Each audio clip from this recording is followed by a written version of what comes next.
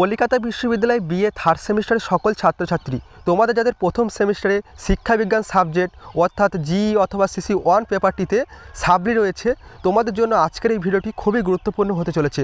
কারণ তোমাদের সাবলি পরীক্ষার জন্য কিছু বাছাই করা 5 ও 10 নম্বরের প্রশ্ন নিয়ে আলোচনা করব আজকের এই ভিডিওটিতে। যে প্রশ্নপত্রগুলি তোমরা দেখে গেলে অবশ্যই আশা করছি এই প্রশ্নপত্রগুলি তোমাদের সাবলি পরীক্ষায় অবশ্যই তোমরা কমন পাবে এবং তোমরা সকলে উপকৃত হবে। তাই ভিডিওটি শুরু করার আগে তোমাদের কাছে রিকোয়েস্ট করব, তোমরা যারা এখনও পর্যন্ত আমার চ্যানেলে নতুন আছো এবং চ্যানেলটি সাবস্ক্রাইব করোনি, তোমরা অবশ্যই চ্যানেলটি সাবস্ক্রাইব করে নিও এবং ভিডিওটি অবশ্যই তোমাদের বন্ধুদের কাছে শেয়ার করে দিও। চলো তোমরা কী কী প্রশ্ন রাখা হয়েছে সেই প্রশ্নপত্রগুলি তোমরা দেখে নাও। দেখো তোমরা প্রশ্নগুলি দেখে নাও, কী কী প্রশ্ন তোমাদের করতে হবে। প্রথমে দেখো তোমাদের 10 নম্বরের প্রশ্ন আলোচনা করব। দেখো খুবই গুরুত্বপূর্ণ কিছু প্রশ্ন বাছাই করে রেখেছি। তোমরা এই প্রশ্নপত্রগুলি পরীক্ষা যাওয়ার আগে ভালোভাবে প্র্যাকটিস করে গেলে অবশ্যই তোমাদের সাবলি পরীক্ষাটি তোমরা ক্লিয়ার করতে পারবে। দেখো প্রথম প্রশ্ন রয়েছে,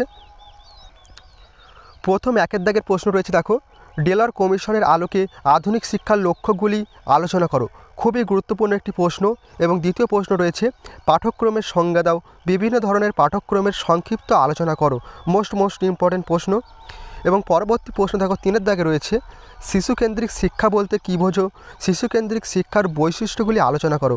ভেরি ইম্পর্টেন্ট প্রশ্ন।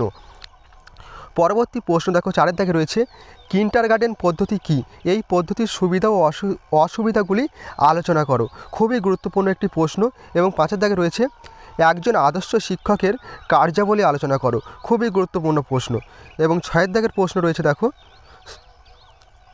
শিক্ষা শব্দের অর্থ কী, শিক্ষার পরিধি সম্বন্ধে আলোচনা করো। মোস্ট ইম্পর্টেন্ট প্রশ্ন। এই ছিল তোমাদের 10 নম্বরের মাত্র 6টি প্রশ্ন। তোমরা অবশ্যই এই প্রশ্নপত্রগুলি দেখে গেলে, ভালোভাবে পরীক্ষায় যাওয়ার আগে প্র্যাকটিস করে গেলে অবশ্যই এখান থেকে তোমাদের যে 10 নম্বরের প্রশ্নপত্র হয়ে থাকে তোমরা অবশ্যই কমন পাবে এবং উপকৃত হবে। পরবর্তী প্রশ্ন দেখো 5 নম্বরে কিছু প্রশ্ন রাখা হয়েছে তোমাদের জন্য বাছাই করে। 5 নম্বরে কিছু প্রশ্ন রাখা হয়েছে। প্রশ্নগুলি দেখো। প্রথম প্রশ্ন রয়েছে, দেখো 1-এর দাগে, প্রথাগত ও অপ্রথাগত শিক্ষার মধ্যে যে কোনো 5টি পার্থক্য লেখো। মোস্ট ইম্পর্টেন্ট প্রশ্ন। এবং দ্বিতীয় প্রশ্ন রয়েছে, শিক্ষার সংস্থা হিসেবে রাষ্ট্রের ভূমিকা আলোচনা করো। খুবই গুরুত্বপূর্ণ একটি প্রশ্ন। পরবর্তী প্রশ্ন দেখো 3-এর দাগে রয়েছে, মন্টেসরি শিক্ষা পদ্ধতির 5টি বৈশিষ্ট্য সম্বন্ধে আলোচনা করো। মোস্ট ইম্পর্টেন্ট প্রশ্ন। এবং 4-এর দাগে রয়েছে, দেখো, গণমাধ্যম হিসেবে চলচ্চিত্রের ভূমিকা আলোচনা করো। খুবই গুরুত্বপূর্ণ একটি প্রশ্ন। এবং 5-এর দাগে রয়েছে, ডেলারাস কমিশনের প্রস্তাবিত শিক্ষার 4টি স্তম্ভ ব্যাখ্যা করো। খুবই গুরুত্বপূর্ণ একটি প্রশ্ন। দেখো 6-এর দাগে রয়েছে, শিশুর বিকাশে পরিবেশের ভূমিকা আলোচনা করো। এবং 7-এর দাগে রয়েছে, খেলা ও কাজের মধ্যে যে কোনো 5টি পার্থক্য লেখো। মোস্ট ইম্পর্টেন্ট প্রশ্ন।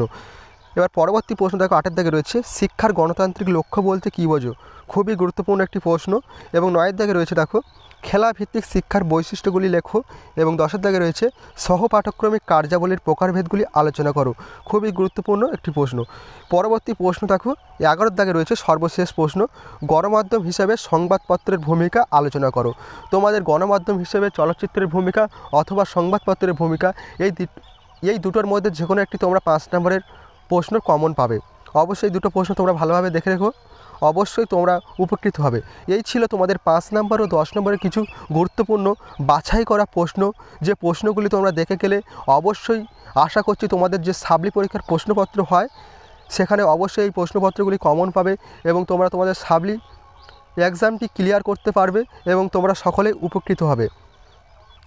ভিডিওটি আজ এই পর্যন্ত। তোমাদের সঙ্গে দেখা হবে পরবর্তী ভিডিওতে। তোমরা সকলেই ভালোভাবে পড়াশুনো করো। তোমাদের সকলের পরীক্ষা ভালো হোক সেই কামনা করি।